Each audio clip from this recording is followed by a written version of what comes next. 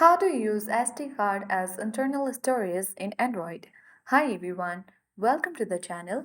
This is Rose from Create Login and Delete. Without further ado, let's dive right into the video.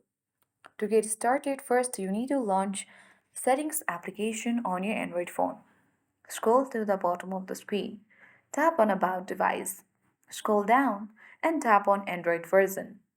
And after that, you need to see your Android version. Come back and tap the version. Now, tap on wheel number for 7 times until you get the notification that you are already a developer. Once you do that, come back and on the settings section, tap on additional settings. Scroll down. Navigate to developer option and tap on it. Scroll down.